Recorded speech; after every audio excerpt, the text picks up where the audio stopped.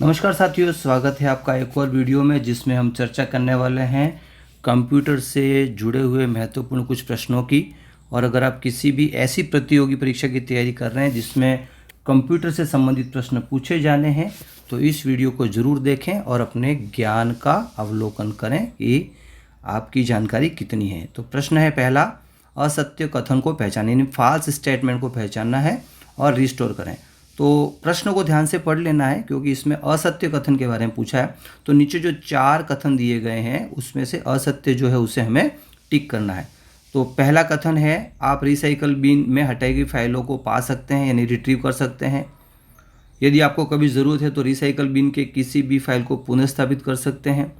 आप recycle bin में फाइलें भेजकर डिस्क की रिक्त स्थान यानी फ्री स्टोरेज को बढ़ा सकते हैं। और आप राइट क्लिक कर सकते हैं और एम्प्टी रिसाइकल बिन को चुनकर एक बार में रिसाइकल बिन को साफ कर सकते हैं। तो इसमें बाकी 3 कथन जो हैं ए, बी और डी ये तीनों सही हैं। और जो हमारा ऑप्शन है वो है असत्य कथन का जो ऑप्शन है वह है हमारा सी, जो कह रहा है कि रिसाइकल बिन में फाइलें भेजकर डिस्क के फ्री स्पेस को बढ़ा सकते हैं। ऐसा संभव नहीं है, ऐसा नहीं होता है। अगला प्रश्न है, निम्न में कौन सा operating system graphical user interface का एक उदाहरण नहीं है? फिर पूछा है नहीं है। ऑप्शन ए है विंडोज़ 8.1, ऑप्शन बी है मैक ओएस, ऑप्शन सी है लिनक्स और ऑप्शन डी है यूनिक्स। तो इसका सही उत्तर है ऑप्शन डी यूनिक्स, जो कि ग्राफिकल यूजर इंटरफेस का एक उदाहरण नहीं है। कई बार GUI यानी ग्राफिकल यूजर इंटरफेस का भी फुल फॉर्म पूछा जाता है। अगला प्रश्न है, निम्न में से कौन सा एप्लीकेशन सॉफ्टवेयर नहीं है? एप्लीकेशन सॉफ्टवेयर और सिस्टम सॉफ्टवेयर से संबंधित प्रश्न बार बार पूछे जाते हैं, तो हमें इसको अच्छी तरह से समझ लेना है। और यहाँ पर हमारे पास 4 ऑप्शन है। ए है विंडोज XP, बी है VLC मीडिया प्लेयर, सी है एडोब रीडर और डी है फोटोशॉप। और अगर हम सॉफ्टवेयर के बारे में जानते हैं तो हमें पता चल जाएगा कि जो ये बी, सी और डी ये जो है वो एप्लीकेशन सॉफ्टवेयर है और ए जो है वो सिस्टम सॉफ्टवेयर है। अगला प्रश्न है, टास्क बार का एक छोटा सा हिस्सा जिसमें पृष्ठभूमि में चलने वाले एप्लीकेशन के आइकॉन हैं और उस पर दिनांक और समय प्रदर्शित किया गया है, उसे क्या कहते हैं? ऑप्शन ए है स्टार्ट बटन, ऑप्शन बी है क्विक लॉन्च, ऑप्शन सी है टास्क बार और ऑप्शन डी है सिस्टम ट्रे। तो इसका सही उत्तर है उसे कहते हैं सिस्टम ट्रे। अगला प्रश्न है, निम्न में से कौन सा ऑपरेटिंग सिस्टम मल्टीटास्किंग को वास्तव में लागू नहीं करता है? फिर पूछा है नहीं करता है। तो ऑप्शन ए है विंडोज़, ऑप्शन बी है विंडोज NT, ऑप्शन सी है विंडोज XP और ऑप्शन डी है MS DOS। और इसका सही उत्तर है ऑप्शन डी MS DOS। अगला प्रश्न है, निम्न में से कौन से विंडोज में प्रारंभ बटन या स्टार्ट बटन नहीं है? विंडोज का कौन सा वर्जन है जिसमें स्टार्ट बटन नहीं है? ऑप्शन ए है विंडोज विस्टा, ऑप्शन बी है विंडोज 10, ऑप्शन सी है विंडोज 8 और ऑप्शन है डी ऊपर से कोई नहीं, नन ऑफ द अबव। तो इसका सही उत्तर है विंडोज 8 जिसमें स्टार्ट बटन नहीं है।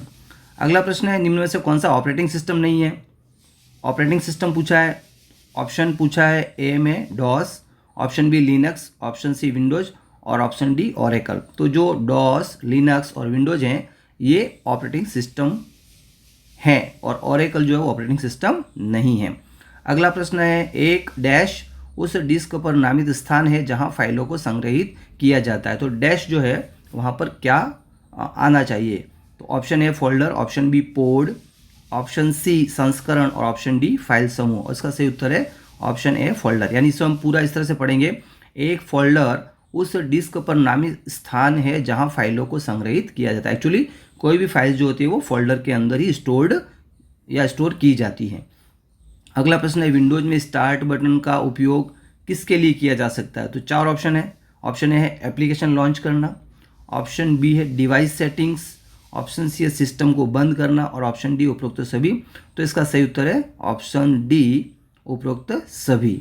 अगला प्रश्न है, जब भी आप एक स्थान से दूसरे स्थान पर एक डायरेक्टरी ले जाते हैं तो ऑप्शन ए निर्देशिका के अंदर की सभी फाइलों को स्थानांतरित किया जा सकता है, ऑप्शन बी उस डायरेक्टरी के अंदर सभी सब डायरेक्टरी चले गए हैं, ऑप्शन सी निर्देशिका को स्थानांतरित किया जाता है स्रोत फाइल को नहीं, और ऑप्शन डी ए और बी दोनों। तो इसका उत्तर है ऑप्शन ए और ऑप्शन बी दोनों। इस प्रकार से आज का हमारा वीडियो यहीं पर होता है समाप्त। इसमें हमने किए हैं 10 कंप्यूटर से संबंधित महत्वपूर्ण प्रश्नों को हल।